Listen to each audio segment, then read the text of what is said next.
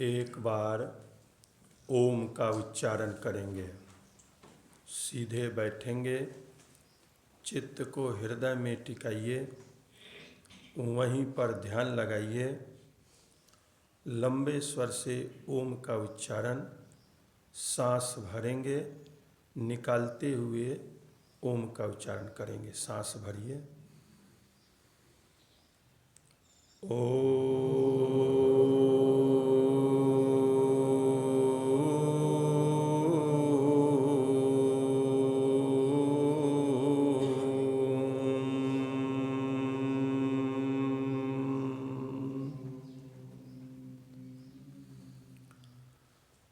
अकामधीरो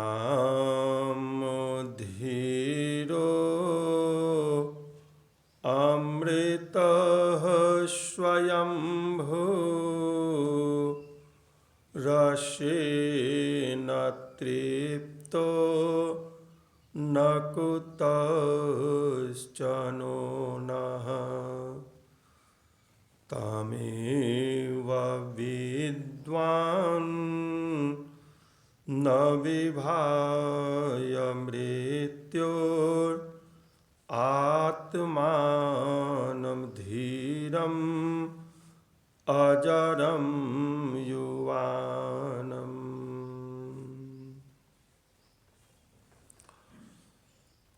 उपस्थित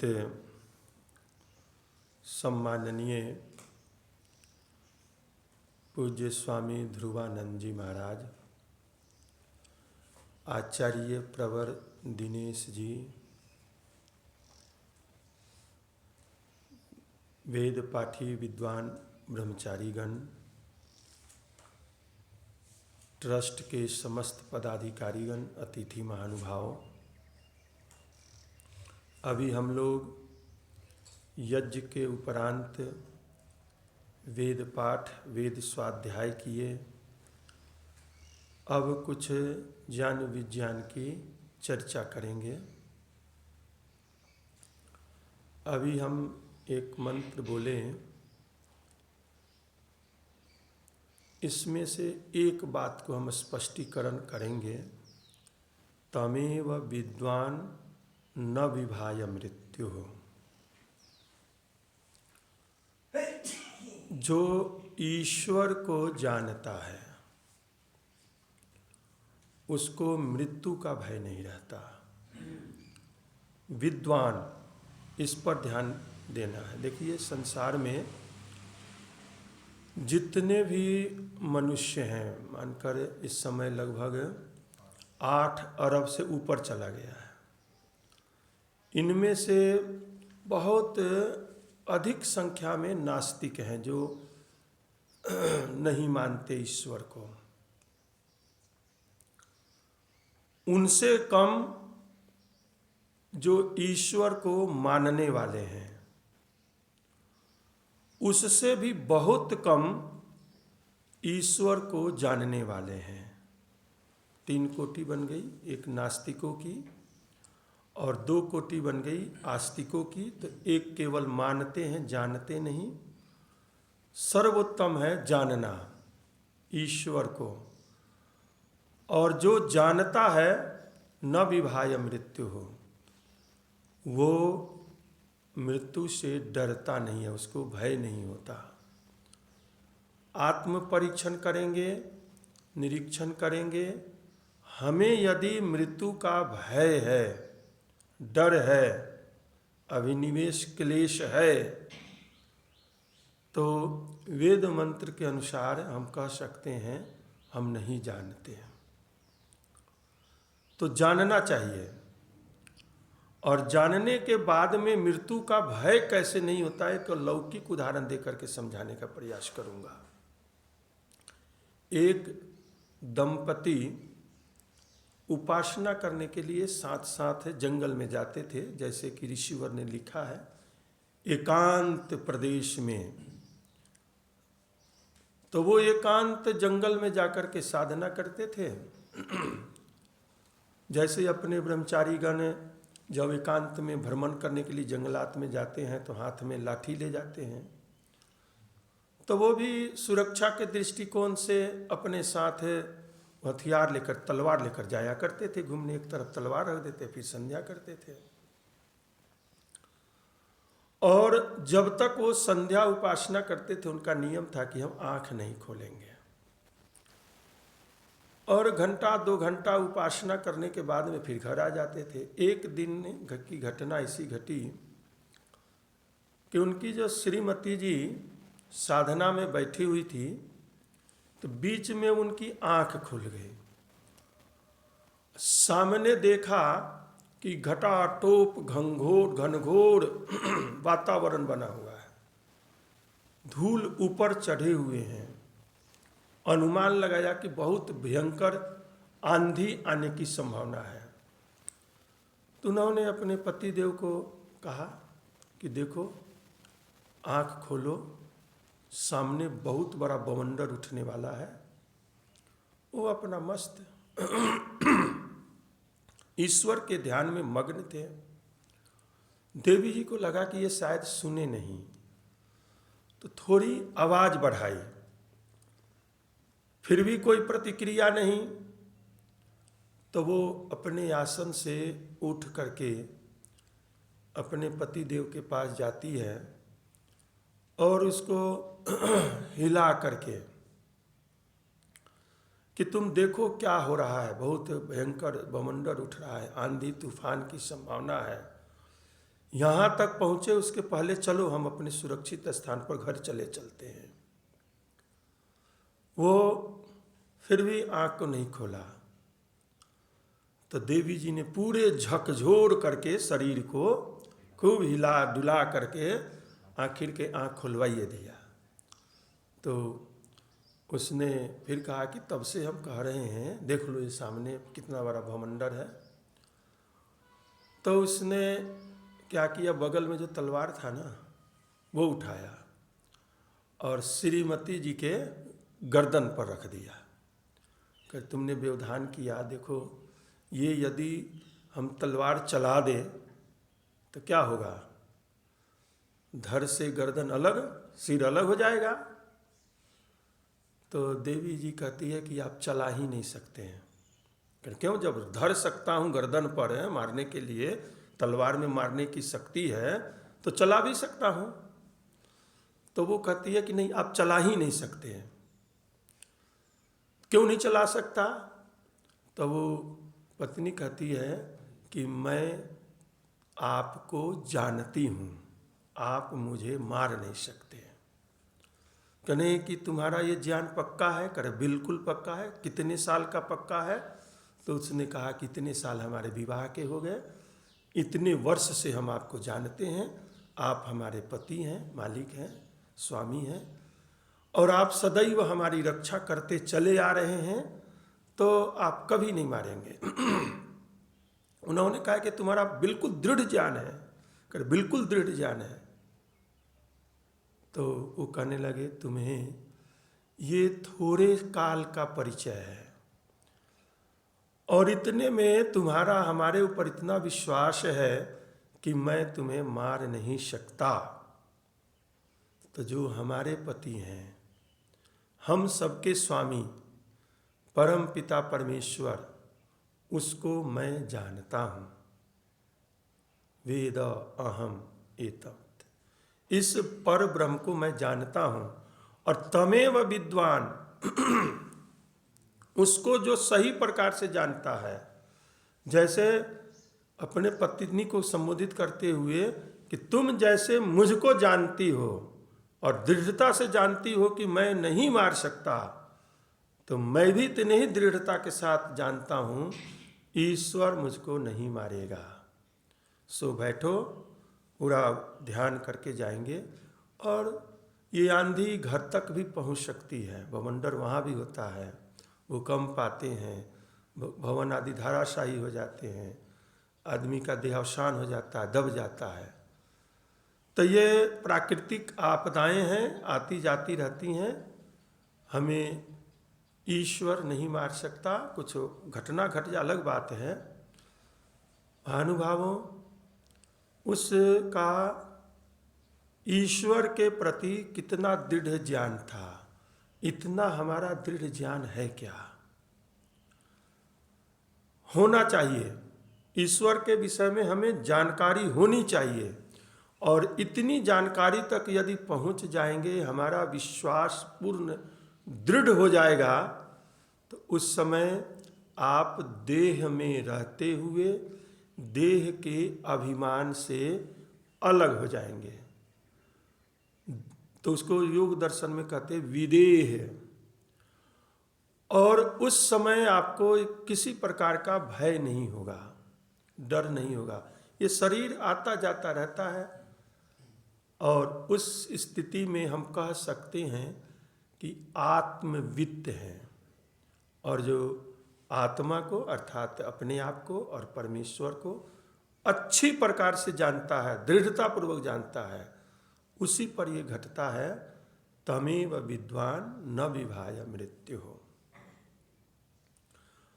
हम जितना संसार को जानते हैं उतना आत्म तत्व को नहीं जानते हैं।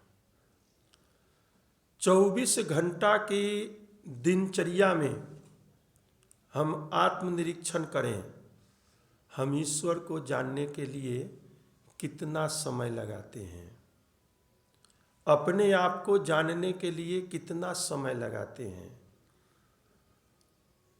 1 घंटा सुबह 1 घंटा शाम हमारा नियत है संध्या उपासना करने के लिए, ईश्वर जीव का हम लोग चिंतन करते हैं। फिर भी उस 1 घंटा के काल में हम कितना अधिक समय इधर उधर घूम जाते हैं। संस्कार बनने हुए जो हमारे ये जागृत अवस्था के हैं, उन संस्कारों में चले जाते हैं, उन विषयों को उठा लेते हैं, क्रम हमारा भंग हो जाता है। और ये प्रयास जब तक करते करते दृढ़ न हो जाए तब तक ये स्थिति बनी रहती, हम सबकी बनी रहती है। और यही समय बढ़ा दें और ज़्यादा से ज़्यादा बैठे, जितना ज़्यादा हो सके, और ये अभ्यास जारी रखेंगे ईश्वर को जानने का, अपने आप को जानने का, लगातार करते रहेंगे, लंबे काल तक करेंगे, श्रद्धा पूर्वक करेंगे, तो 2, 4, 5, 10 साल में ये स्थिति आ सकती है कि हमें ईश्वर का पक्का ज्ञान हो जाएगा। और ये कैसे होगा? योग दर्शन में एक सूत्र आता है, समाधि के प्रकरण में, ईश्वर प्रणिधानाद्वा समाधि सिद्धि। तो उस वहाँ कई सूत्रों के द्वारा ईश्वर के विषय में बताया, जप कैसे किया जाए बताया गया। आप लोग सभी लोग पढ़ते हैं, जानते हैं। तो उससे सिद्धि क्या होती है? तो वहाँ पर एक सूत्र दिया, सिद्धि जप करने से फल क्या होगा। तो वहाँ पर आया प्रत्यक चेतनाधिगम अपि अंतराया भावश्च। अब वहाँ शास्त्र में जो प्रत्यक है, एक बात है, पूरा शब्द है प्रत्यक, दूसरा है चेतनाधिगम, और तीसरा है अंतराया भाव। प्रत्यक का अपने में से कौन लोग क्या अर्थ बता सकते हैं? क्या अर्थ है इसका? हाँ जी बोलिए। सबके अंदर रहने वाले। ये सही, अभी बताने के लिए हम प्रश्न कर रहे हैं। दूसरा कोई बताएंगे आचार्य लोगों को छोड़ के? हाँ जी। केवल प्रत्यक, ये प्रत्यक एक सुबंत अलग है और चेतनाधिगम एक अलग है।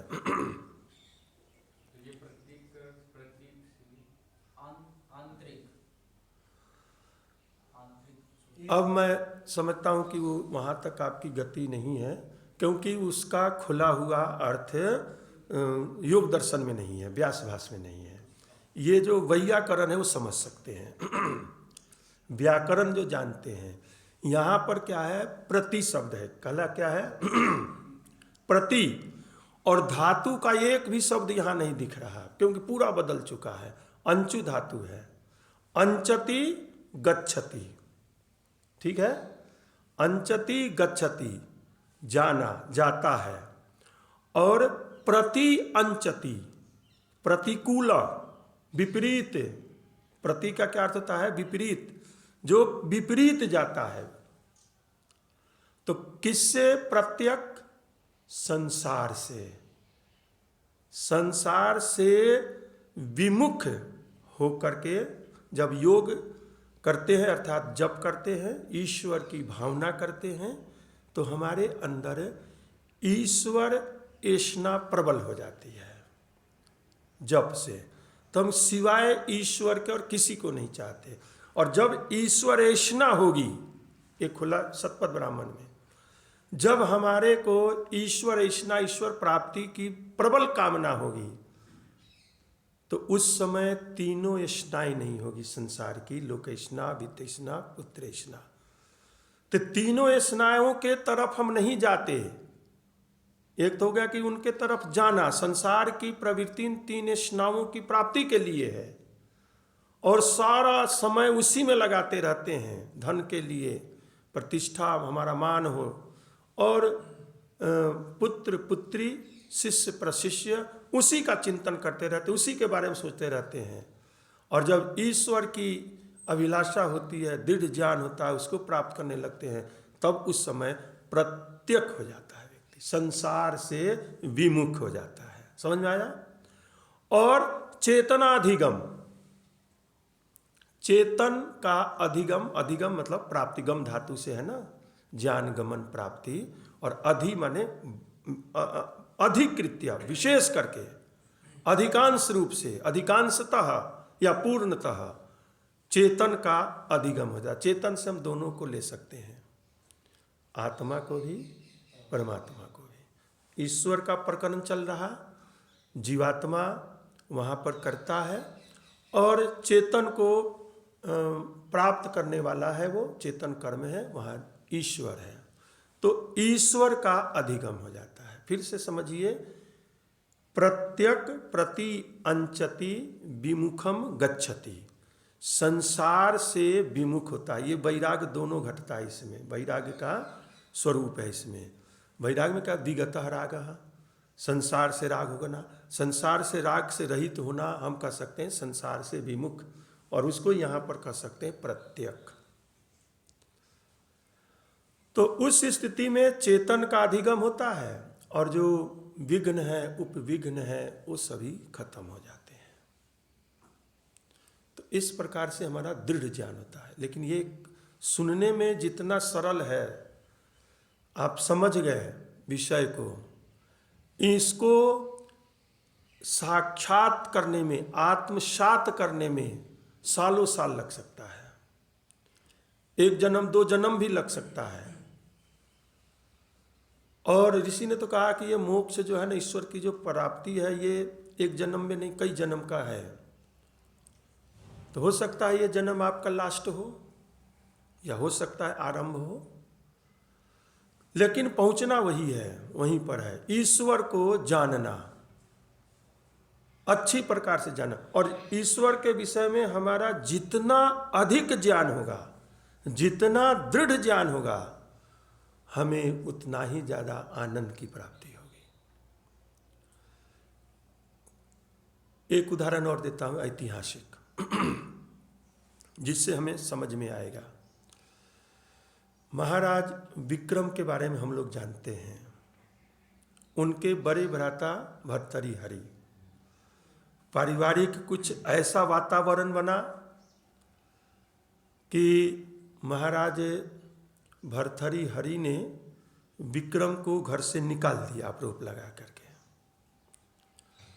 तो वो चले गए जंगल में, गुरुजी के पास चले गए, और वहाँ पर वो, उनको जब घटना घटी और सही थे, और जो सूचना दी गई थी वो गलत था, फिर भी उनके बड़े भ्राता ने मिथ्यारोप लगा करके निकाल दिया, तो सबसे विरक्ति हो गई, संसार से भी विरक्ति, और अपने जो भाई वगैरह थे उनसे भी विरक्ति। तो विरक्त होकर के, राग रहित होकर के वो चले गए साधना करने, योगाभ्यास करने लगे, और जम करके योगाभ्यास किया, विरक्त होकर के, संसार से विमुख होकर के। तो चेतनाधिगम भी होने लगा, समाधि भी लगने लगी, अभी पूर्ण नहीं हुआ था। इसी बीच में भर्तृहरि हरि को पारिवारिक घटना का पता चल जाता है कि विक्रम ठीक था, पत्नी गलत थी। वो भेद खुल गया तो बहुत उसको कष्ट हुआ। अब वो खुद विरक्त हो गया भर्तृहरि। अब वो चाहता था कि मैं अब संसार से विरक्त होकर के वानप्रस्थ लेकर के एकांत में जाकर के योगाभ्यास करूं। ये संसार में कुछ नहीं रखा है, बहुत धोखा है। अब उसको राज को कौन संभाले? तो विक्रम का अन्वेषण किया, ढूंढ करके। अब चूंकि बड़े थे तो आदेश दिए, पहले आदेश दिए जाओ तो चले गए, अब आदेश करें कि आओ। तो बीच में योगाभ्यास का काम छोड़ करके उनको भाई के आदेशानुसार आना पड़ गया। तो उस समय जब वो राजा थे, इस प्रकार से राज्य कर रहे थे, तो उस समय एक घटना घटी। एक विद्वान, बहुत पंडित था, एक जगह पर जिन गुरु के पास महाराज विक्रम योगाभ्यास कर रहे थे और बीच में उनको आना पड़ गया था, तो वहीं सत्संग में वो विद्वान भी उपस्थित था। तो वो उपदेश चल रहा था, सबका ध्यान बहुत एकाग्र था। उस विद्वान का ध्यान प्रवचन पर नहीं था। अंदर अंदर वो कभी इधर कभी उधर का चित्त में चंचलता थी, और वो योगाभ्यासी थे तो परिचित ज्ञान हो जाता, वो जान गए। सब चले गए तो उस विद्वान को बुलाए। उन्होंने कहा कि तुम परेशान हो, तुम्हारा चित्त चंचल है, हम तुम्हारी क्या सहायता कर सकते हैं? तो उसने अपनी सारी बातें बताई कि अर्थाभाव कारण है, जिससे हमारी या परिवार की इच्छा पूर्ति नहीं होती, उसके कारण से हम दुखी हैं। सीधी सीधी बातें बता दी, झूठ बोलने की कोई हो सकता नहीं।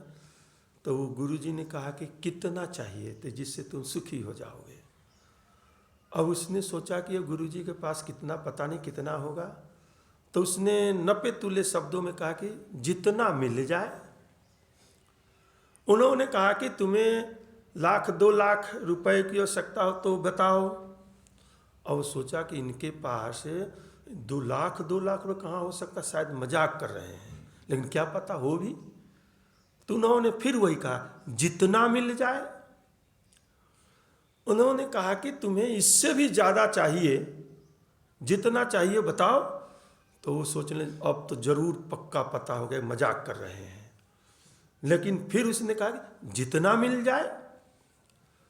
गुरुजी ने कहा कि तुम्हें यदि चक्रवर्ती राज्य की भी इच्छा हो, राजा भी बनना चाहते, इससे ज़्यादा लोक में और उन्नति नहीं हो सकती, भौतिक प्राप्ति इससे ज़्यादा नहीं हो सकती, तो बोलो। तो अब उसने सोचा कि ये गुरुजी मजाक में ही है, तो हम भी क्या कहें, कहीं क्या पता मिल भी जाए न भी मिले।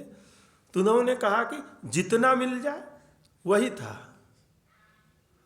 तो उन्होंने कहा कि रुको। अंदर गए, एक पत्र लिखा, प्रिय विक्रम, इतने समय से इतने समय तक तुम हमारे पास रहे थे, ये तुम्हें विदित है, और योग का कुछ रहस्य शेष रह गया था, 2-4 महीना लग जाता तो वो भी पूरा हो जाता, और तुम्हें अचानक जाना पड़ गया, वो विद्या रह गई। मैं चाहता हूँ हमारे शरीर का पात हो, उसके पूर्व मैं उस विद्या को तुम्हें बतला दूँ, समझा दूँ, सो तुम मेरे पास आ जाओ, और एक योग्य विद्वान को मैं भेज रहा हूँ, इनको अपनी जिम्मेदारी दे देना। और हस्ताक्षर किया और उस विद्वान को पत्र दिया, और वो कहा कि जाओ तुम विक्रम के पास एक पत्र दे देना, तुम्हारी इच्छा पूर्ण हो जाएगी, जितना चाहते उतना मिल जाएगा। तो वो भी कौतूहल बसा, सोचा चलो राजा के पास चलते हैं। पत्र लेकर गया। महाराज विक्रम अपने गद्दी पर बैठे हुए दरबार लगाए हुए थे। वो जाकर के महाराज विक्रम को पत्र दिया, पढ़ने लगे, और जैसे जैसे पत्र पढ़ते गए उनकी प्रसन्नता बढ़ती गई और अंत में खूब खुश हुए अंदर से, और वो पत्र लिया और गद्दी छोड़े और विद्वान का बहुत आभार प्रकट करते हुए कि बहुत आपकी कृपा है, जिसकी प्रशंसा हमारे गुरु जी करें, अयोग्य होने का तो सवाल ही नहीं है, और अहोभाग हमारा है कि आप यहाँ आए, बहुत बहुत धन्यवाद, आइए विराजमान होजिए। अब वो विक्रम बहुत खुश, उसको विद्वान देख रहा, और जब उसको राज्य मिल गया तो वो विद्वान भी खुश, बहुत ज़्यादा प्रसन्न।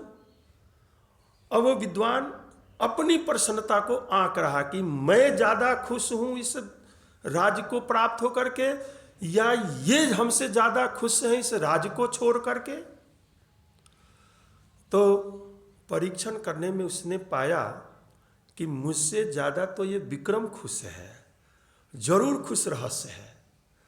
तो उसने कहा कि महाराज विक्रम, मैं इसको संभालूंगा राज्य को, लेकिन मेरे अंदर एक शंका पैदा हो गई है, वो जरा समाधान करके आता हूँ, गुरु जी के पास जाता हूँ और वहाँ से आकर के फिर मैं राज्य को संभालूंगा। तो गुरु जी के पास पहुँचे, उसने सारी घटना बताई, कहीं उन्होंने तो पूरा राज्य दे दिया आपके पत्र पढ़ते ही, लेकिन मैं बहुत खुश हुआ, परंतु मुझसे ज्यादा विक्रम प्रसन्न थे। वो रहस्य में नहीं समझ पाया कि हमसे ज्यादा वो प्रसन्न कैसे थे, जिसको पाकर के मैं खुश, उसको छोड़ करके इतना ज्यादा खुश का मतलब क्या? जरूरी से कोई बड़ी वस्तु आपके पास है, वो क्या है, वो मैं जानना चाहता हूं।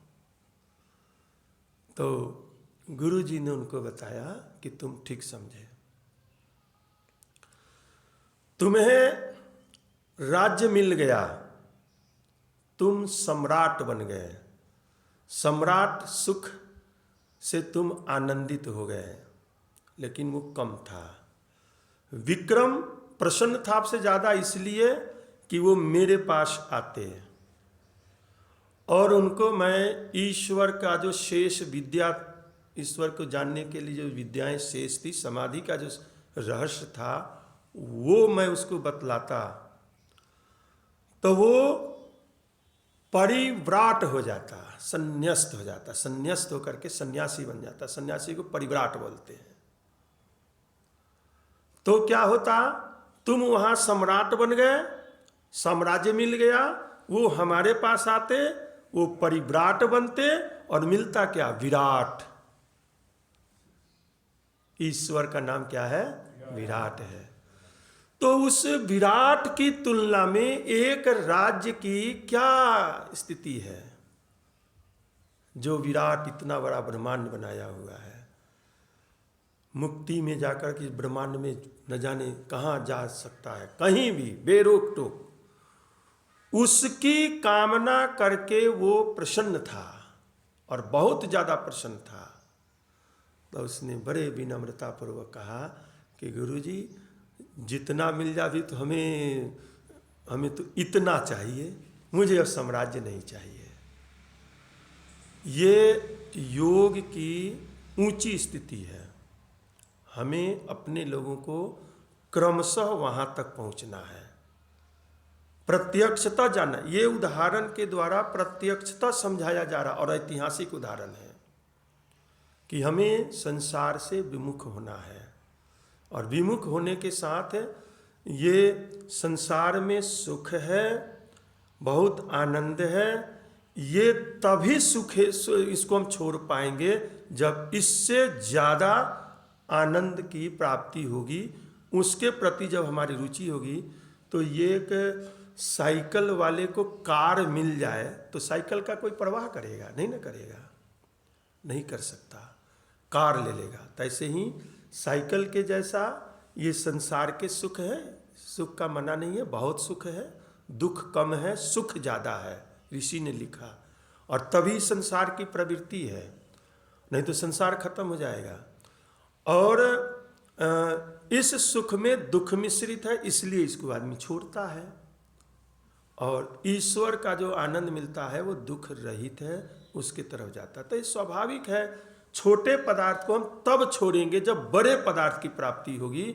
और इसको दूसरा जो पर वैराग्य है ना, उसमें ही होता है। जो ईश्वर को जब हम जान लेंगे तब जाकर के इससे हमारा संसार से विमुक्ति होगी, अर्थात विमुखता होगी। उसी बात को उस सूत्र में कहा है कि ईश्वर का ध्यान करने से, जप करने से, अर्थ की अपने अंदर भावना करने से, जैसे वो गृहस्थ आश्रमी जो उसका पति था, ईश्वर रक्षक है, उसको वो भावना किया हुआ था। भावना मतलब अपने हृदय में उसको प्रत्यक्ष किया हुआ था, सत्ता स्थापित किया हुआ था, उसको भय नहीं था। तो ऐसे ही हम जप करते करते करते, ध्यान करते करते ईश्वर की जब हम भावना कर लेंगे, भावना सत्ता, ठीक है ना, हमारे अंदर उपस्थित हो जाएगा, मतलब हम साक्षात्कार कर लेंगे, वो विज्ञान के बाद में दृढ़ ज्ञान होगा और ईश्वर की प्राप्ति हो। तो उस स्थिति में जब हम पहुंचेंगे स्वयं के जान करके, तब प्रत्यक होगा, संसार से विमुख होगा। हम संसार से विमुख होंगे और चेतनाधिगम को कर लेंगे। समय पूरा हो गया, 3 मिनट एक बात और बता करके विराम कर देते हैं। अब वो थोड़ा सा सरल उदाहरण है और वो ज़्यादा समझ में आएगा और दोनों प्रकार के वैराग्य भी समझ में आएगा। अच्छी प्रकार से प्रत्येक हम कर सकते हैं, संसार से विमुख हो सकते। इसके लिए एक अबोध बच्चा है, अबोध बच्चा ने इधर उधर देखा तो एक कोने पर लाल रंग का मिर्च पड़ा हुआ था टोकरी में। तो लाल रंग का मिर्च बढ़िया होता है देखने में, तो बच्चा देख करके प्रवृत्त होता है। अच्छा, वो पहुंच गया लुढ़कते हुए वहाँ। अब बोलिए क्या करेगा वो? मिर्च को लेगा, फिर क्या करेगा? खाएगा, निश्चित खाएगा वो। अब बोलो क्या होगा? रोएगा, चिल्लाएगा। इतने में उसकी माता जी का ध्यान गया कि तो बच्चा मिर्च खा लिया। तो वो आएगी, मिर्च को उठा करके अलग रखेगी। अब उसका मुंह पर पड़ा रहा। तो उस समय माता जी ने देखा बगल में केला है, तो केला दिया। तो वो बच्चा केला खाने लगा, तो कुछ अच्छा लगा, थोड़ा और खाया। तो कुछ काल तक, 2-3 ग्रास तक, तो क्या हुआ कि वो केला ने वो जो तीखापन जो जीभ पर परपरा रहा था, तीखा लग रहा था, उसको केला ने शांत किया। 2-3 ग्रास के बाद में तीखापन खत्म, चरपराहट जो था वो खत्म, लेकिन बच्चा और केला खाना चाह रहा। अब उसको मिठास लग रहा, अच्छा मीठा लग रहा, इसलिए केला खा रहा। तो प्रारंभ में जब ईश्वर के साधना करके साक्षात्कार करते हैं तो हमारा दुख निवृत्त होता है। जब दुख हट जाएगा तो विशुद्ध आनंद की प्राप्ति होगी ईश्वर से, ठीक है ना।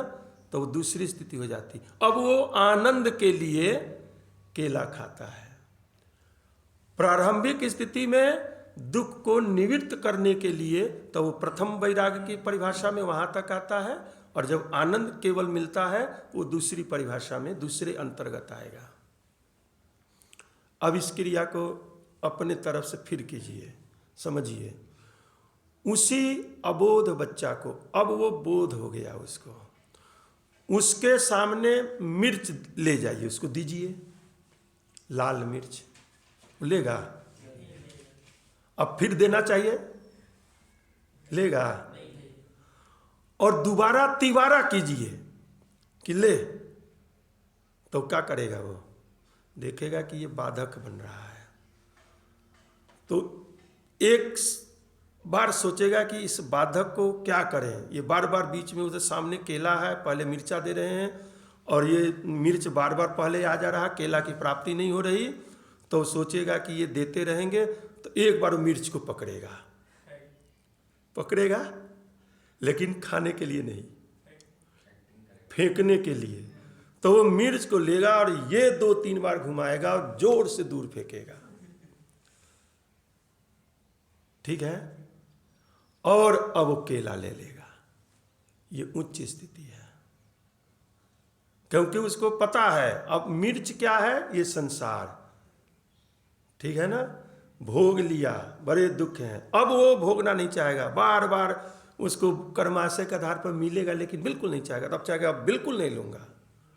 वो ऐसा कोई काम ही नहीं करूंगा कि जिससे हमें संसार लेना पड़े। तो इसके लिए क्या करेगा, सकाम कर्म से संसार मिलता है, सकाम कर्म को लेकर घुमा करके बाहर फेंकेगा। कोई सकाम कर्म नहीं करेंगे, निष्काम ही कर्म करेंगे और उससे ईश्वर की प्राप्ति होगी। ये 2-3 उदाहरणों के द्वारा हम ये बताने का प्रयास किए, जो हमारा जो ये विरक्त मार्ग है, वैराग्य का मार्ग है, ईश्वर को प्राप्त करने का मार्ग है, संसार में हम कैसे जिए, हमारी क्या स्थिति है, हम कहाँ पर हैं, अपना आत्मनिरीक्षण करें और वहाँ तक प्रत्यक चेतनाधिगम अंतराया भाव तक हम जाएं, तब हमारा जप समझेंगे कि पूरा हो गया। इन्हीं बातों के साथ अपनी वाणी को विराम करते हैं। लगभग बातें बहुत सरलता से समझाने का प्रयास किया। समझ में आया? आया? किसी को कोई संदेह हो? या कई बार होता है ना, हम तो समझते कि समझा दिया, कहीं पर कोई बातें उलझी हुई तो पूछ सकते हैं, क्लियर ना हो तो। क्लियर है? ये पूछना था। हाँ जी। कि वो भर्तृहरि जी की कथा के लिए कौन सी पुस्तक है वो जो मिलती है? अच्छा, वो भर्तृहरि की जीवनी है और इसमें समत भर्तृहरि ने ही एक श्लोक दिया है, याम चिंतयामि सततम सामयी विरक्ता।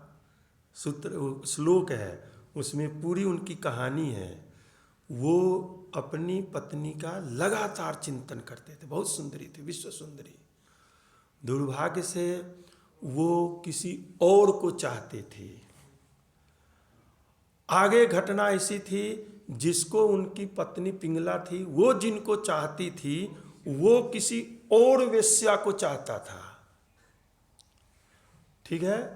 और भी दुर्भाग्य यहां भी खत्म नहीं हुआ, जिस वेश्या से वो प्रेम करता था वो वेश्या राजा को चाहती थी। अब ये उलझन हो गया और सुलझा तब जब कोई व्यक्ति बहुत अभूतपूर्ण बढ़िया एक पदार्थ गिफ्ट किया, अमृत फल समझाने के लिए है, तब वो उस हम क्या करते हैं, हमारे पास यदि बहुत प्रिय वस्तु है तो हम अपने अत्यंत प्रियतम को देना चाहते हैं। तो पत्नी को वो प्रियतम का चाहता था, बहुत था, तो उसने उसको दिया। उसने सोचा कि उसके तो प्रियतम कोई और थे, तो उसने उसको दिया, ठीक है। उसके भी मन में आया कि मैं खाकर क्या करूंगा, जिससे मैं प्रेम करता हूं वो ज्यादा दिन जिए, युवती रहे, तो उसने वेश्या को दिया। और वेश्या को प्रियतम लगते थे राजा, तो वह फल जो है ना घूम करके राजा के पास आ गया। फिर वो तुम्हारे पास कैसे, तुम्हारे पास कैसे, तो भेद सारा प्रत्यक्षता खुल गया। तब वो विरक्त हो गए, तब उन्होंने वैराग्य शतक लिखा। राजा थे तब वो नीति शतक, और गृहस्थ में गए तो पत्नी से इतना प्रेम करते थे कि स्त्री पर ही 100 श्लोक लिख दिए। तो ये उनके जीवन के 3 प्रमुख प्रभाव है। पुस्तक का नाम? ये भर्तृहरि शतक में ही उनकी थोड़ी सी जीवनियाँ दी हुई है, और ये मुझे इतना ध्यान नहीं रहा, याम चिंतयामि सततम सा, ये शायद भर्तृहरि का बनाया शतक में ही है। ये विवेक वैराग वाले में ही उनकी जीवनी मिल जाएगी, अलग से नहीं है? अलग से मिलती है, अलग से भी? अलग से मिलती है, अलग से उन पर फिल्म भी बना हुआ है, ड्रामा फिल्म कई एपिसोड में बना हुआ है, और बताने कई लोगों ने बनाया है, और बढ़िया ढंग से प्रस्तुति भी की गई है। तो कभी ऐसे भर्तृहरि के फिल्म को आप लोग देख सकते हैं। राजा विक्रमादित्य वाली कहानी कहाँ मिलेगी? इसका क्या? ये भी उन्हीं के विक्रम के संस्मरण में मिलते हैं। ये फिर उन वाले में मिलेगी? हाँ हाँ, पढ़ने में विक्रम के संस्मरण में बहुत ग्रंथ हैं। विक्रम बैताल भी है, विक्रम से लेकर के क्या है, विक्रम बेताल वाला जी सही है क्या? अब वो कहाँ समझाने के लिए बढ़िया है। विक्रम सिंहासन वाली बात है, उस समय उनके राज्य में ऐसा पंखा था, हम सुनते हैं ना, जो बिना बिजली के चलता है, वैसे कैसे चलता था? पारे की शक्ति से। उसमें 24 आरे लगे हुए थे और गुरुत्वाकर्षण से चलता था। ऋषि ने भी लिखा है। सिंहासन बत्ती सिंहासन बत्तीसी भी था। आजकल वो झूठ बोलने पकड़ने का यंत्र लगा हुआ है। तो कुछ इस प्रकार का यंत्र हो रहा होगा, वर्तमान में नहीं है, हमें ज्ञान नहीं है, लेकिन वो उस समय था और घोड़े की भी चर्चा हुई है। विक्रम संस्करण पुस्तक। तो ऐसे विक्रम के नाम से ये बहुत सारी पुस्तकें हैं और मोटी मोटी भी है, संस्कृत में भी है, हिंदी में भी है। तो उन्हीं में से अब कहाँ मैंने ये संस्करण पढ़ा था मुझे अभी याद नहीं है, लेकिन हमने पढ़ा जरूर था। ऐतिहासिक घटना है, अच्छा लगा, मैंने इसको अपने लिए संग्रह कर लिया। ऐसे बहुत सारी कहानियाँ और संस्मरण मेरे पास है, प्रसंगवशात हम बताते रहते हैं। इसके लिए आपको स्वाध्याय करना होगा। जो पाठ है उससे अतिरिक्त आप जब स्वाध्याय करेंगे तो वो काम आएगा अपने जीवन में भी और दूसरे के प्रवचन में भी काम आएगा आपके लिए। ठीक है ना? तो ये प्रसिद्ध घटना है, इसमें कोई संदेह नहीं है। तो यहीं पर विराम।